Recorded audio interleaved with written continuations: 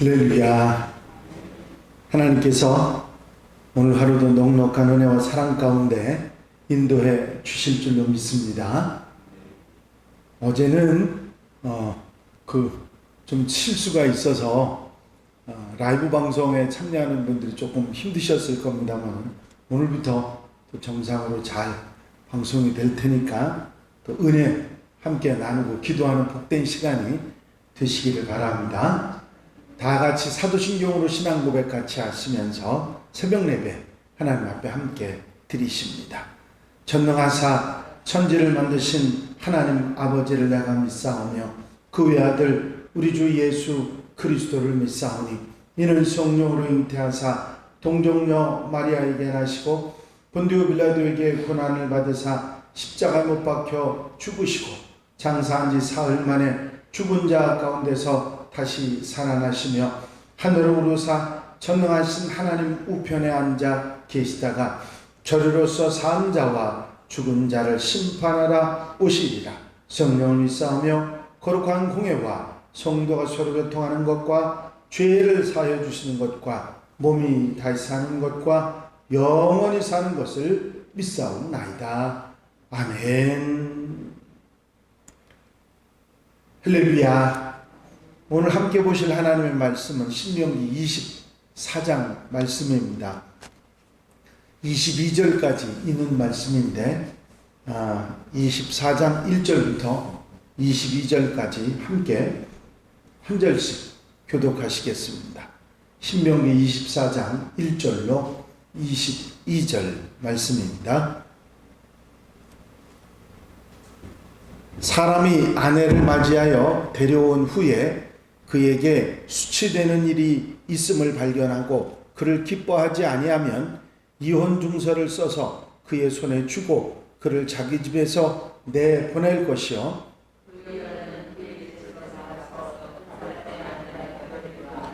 그의 둘째 남편도 그를 미워하여 이혼 증서를 써서 그의 손에 주고 그를 자기 집에서 내보냈거나 또는 그를 아내로 맞이한 둘째 남편이 죽었다 하자.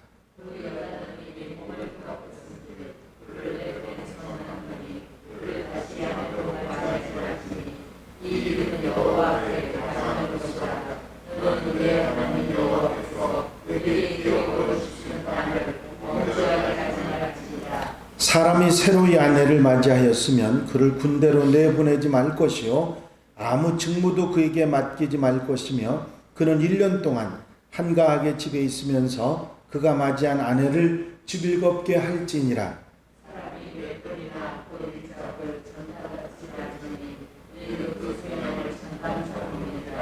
사람이 자기 형제 곧 이스라엘 자손 중 한 사람을 유인하여 종으로 삼거나 판 것이 발견되면 그 유인한 자를 죽일지니 이같이 하여 너희 중에서 악을 제할지니라.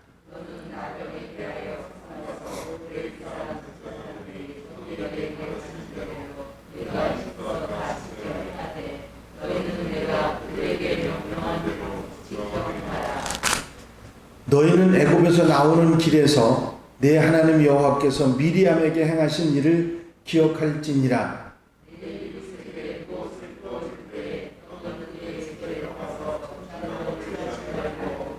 너는 밖에서 있고 내게 꾸는 자가 전당물을 밖으로 가지고 나와서 내게 줄 것이며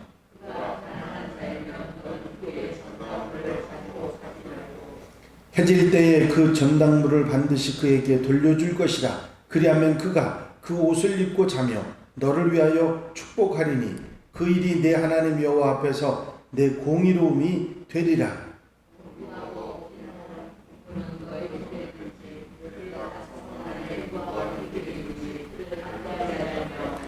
그 품삯을 당일에 주고 해진 후까지 미루지 말라. 이는 그가 가난함으로 그 품삯을 간절히 바람이라. 그가 너를 여호와께 호소하지 않게 하라. 그렇지 않으면 그것이 내게 죄가 될 것이니라.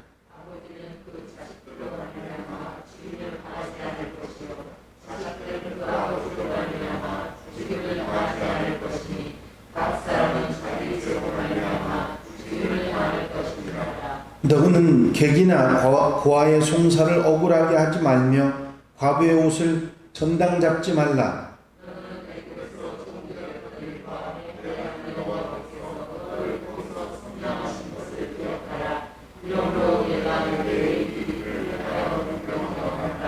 내가 밭에서 곡식을 벨 때에 그 한 뭇을 밭에 잃어버렸거든 다시 가서 가져오지 말고 나그네와 고아와 과부를 위하여 남겨두라. 그리하면 네 하나님 여호와께서 내 손으로 하는 모든 일에 복을 내리시리라.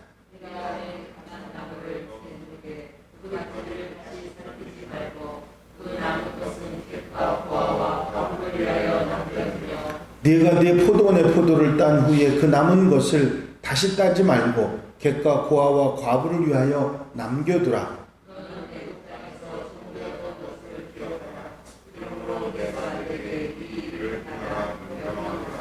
아멘. 할렐루야. 24장 말씀에도 계속해서 이스라엘 백성들이 일상생활 중에 지켜야 될 규례들을, 특별히 가나안 땅에 들어가면 이제 지켜나가야 할 생활 속에서 지켜야 될 규례들을 말씀해 주고 계십니다.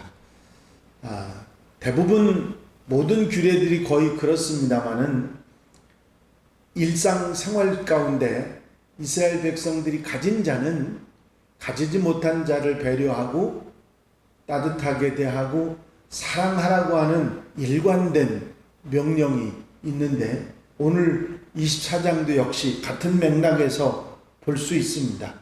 소외되고 약한 자들을 보호하는 그런 규례들로 되어 있는 것이죠. 이것은 하나님의 사랑, 하나님의 자비를 늘 하나님의 백성들은 가지고 살아야 되고, 그래야 공동체가 유지될 수 있음을 분명하게 말씀하고 계신 것입니다. 제일 먼저 나오는 것은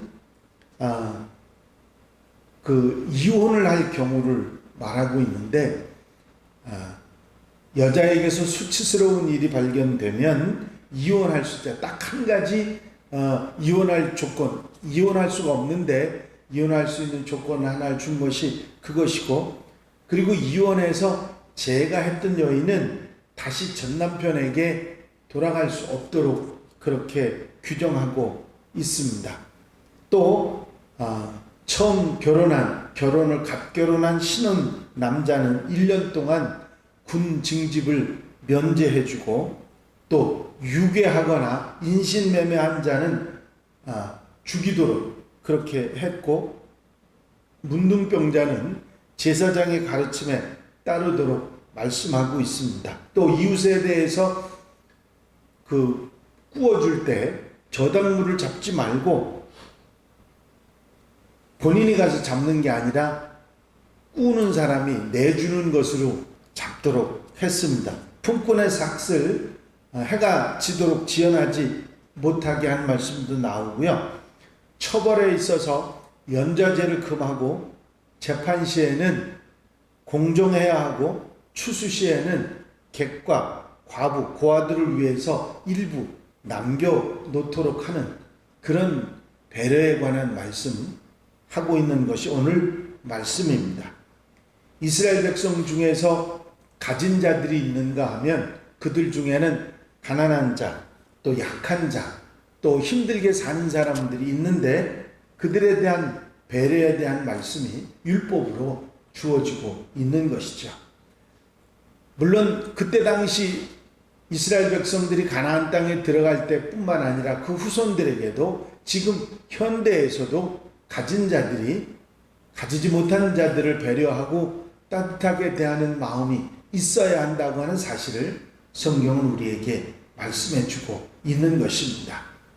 이혼에 관한 규례, 이 규례들을 간단하게 구체적으로 살펴보면, 아내에 대해서 수치되는 일, 즉 부정을 발견하면 남편은 이혼 증서를 써서 여인을 내보내고 이혼할 수 있었습니다. 이것은 율법이 분명하게 언급하는 유일한 이혼의 사유입니다. 이 아내의 부정 외에는 아내를 버릴 수 있는, 이혼할 수 있는 그런 규정이 없습니다. 그리고 율법은 계속해서 그 이혼당한 여인에 대한 지위와 아울러 이후의 관계에 대해서도 말씀해주고 있죠. 이혼당한 여인은 다른 사람의 아내가 될 수 있었습니다. 남편으로 이혼당한 남편으로부터 제가할 수 있는 그런 권리를 준 것이죠. 그렇지만 재혼한 남편으로 다시 이혼을 당하거나 그 남편이 죽었을 경우에 전 남편과는 다시 결합할 수 없도록 그렇게 규정하고 있습니다. 바로 이 재혼이라고 하는 것이 당시에 성적 방종을 하는 방편이 돼서는 안 된다는 것을 막으신 것이죠. 이런 율법의 사용은 하나님께서 당시 가나안 땅에서 있었던 아주 복잡한 형태의 혼인 관계를 정리하는 그런 말씀이라 할 수 있겠습니다. 하나님의 백성 이스라엘은 절대로 이렇게 성결을 지킴에 있어서 이런 잘못을 범해서는 안 된다 하신 것이죠. 그 다음에 유괴범, 인신매매범이나 유괴범들은 그 유괴하거나 인신매매한 자들을 죽여서 절대로 그런 일이 없도록 그렇게 규정을 하셨습니다. 살인범에 대한 처벌과 똑같은 것이죠. 이렇게 단호한 처벌을 하심으로 인해서 절대로 사람을 종으로 삼거나 유괴하는 행위, 사람의 인격과 삶을 파괴하는 그런 범죄를 절대로 범해서는 안 된다고 하는 하나님의 뜻을 알려주는 것입니다. 오늘날도 이런 일들이 종종 일어나는 것을 볼 수 있는데 절대로 해서는 안 되는 그런 법으로 규정하고 있습니다. 문둥병자에 대한 규례는 이미 레위기에서 자세하게 말씀하고 있는데 그 규례를 지키면서 예외 없이 누구도 그대로 부한 자나 가난한 자나 권력이 있는 자나 없는 자나 똑같이 그 규례대로 행할 것이라 말씀하고 있습니다. 반드시 격리 수용입니다. 같이 있게 하지 말고 격리 수용하라고 하는 그런 것이죠. 모세의 누이였던 미리암이 문둥병에 걸렸을 때 진 밖에 격리 수용되도록 명령했던 것은 이 규정에 절대적인 예외가 없다고 하는 사실을 보여주었던 것이죠. 이스라엘 공동체는 정결하게 유지한다고 하는 영적 의미를 반영하고 있는 것이고 실제적으로 그런 규정대로 행해졌던 것입니다. 누구나 공평하게 주어지는 규정이라는 말씀이죠. 이제 가난한 자들에 대한 보호에 관한 말씀이 나오는데요. 담보에 관한 이야기, 힘들어 어려워서 돈을 꾸어갈 경우에는 담보가 제공이 되는데 그것을 내가 이것을 담보로 잡겠다고 해서 10,000원 꾸어주면서 100,000원짜리 담보로 잡는 그런 일이 있어서는 안 되겠죠. 그게 10,000원짜리건 1,000원짜리건 돈을 꾸어가는 사람이 주는 대로 그대로 받으라고 그렇게 말씀하고 있습니다. 그래서 저당 잡는 자가 절대로 자기가 택하는 일이 있어서는 안 된다고 하는 걸 규정하면서 아예 저당을 잡지 말라고까지 말씀한 것도 있습니다.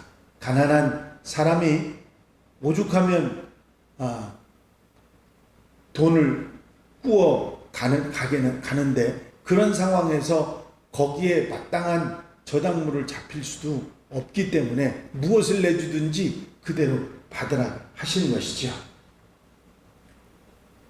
그 중에 항상 저당 잡히는 것 중에 자주 나오는 얘기가 이스라엘 사람들의 겉옷입니다. 이 겉옷은 그냥 옷이라고 하는 개념이 아니고 재산이라고 하는 개념을 그들이 가지고 있었기 때문에 그것이 없으면 이불도 되고 또 옷도 되고 여러 가지 목적으로 썼기 때문에 굉장히 중요한 재산 중에 하나였습니다. 그래서 저당을 잡았더라도 밤이 되기 전에 돌려주라 하는 말씀을 하셨는데 그건 바로 옷에 관한 말씀이라 생각을 하시면 되겠습니다. 또 품꾼에 관한 규정으로도 이러한 말씀을 하셨어요. 날품바리 일꾼들이 해가 지기 전에 그 품삯을 주어서 그것 때문에 힘들어하지 않도록 배려하라고 하는 말씀도 나와 있습니다. 그렇습니다.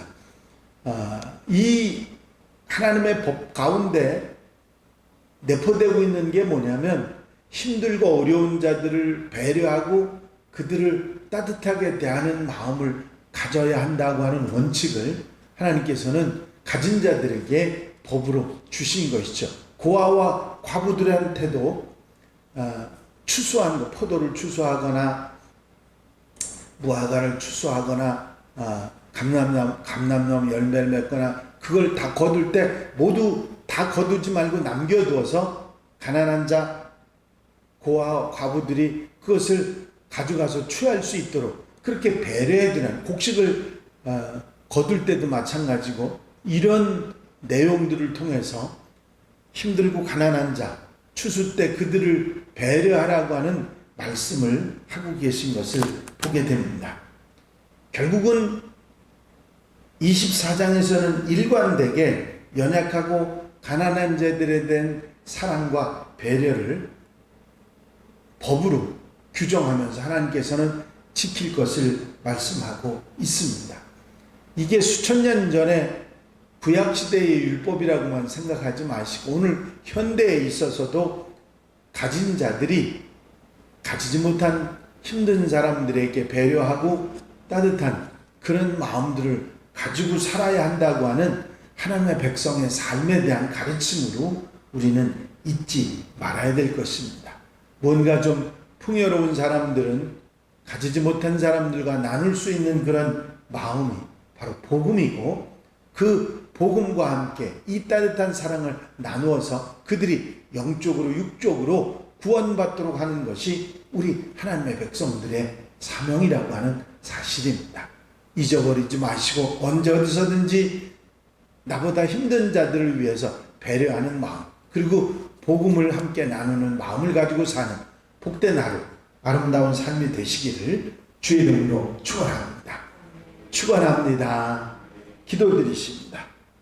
사랑과 은혜가 영시 많으시나 보사 하나님 이제 일상으로 생활 속에서 지켜야 될 규례들을 말씀하시면서 그 말씀 가운데 가지고 있는 자들에게 배려의 마음과 사랑과 따뜻한 마음을 가지고 살아가야 한다고 하는 하나님의 백성의 삶에 대한 가르침을 주신 것을 감사합니다.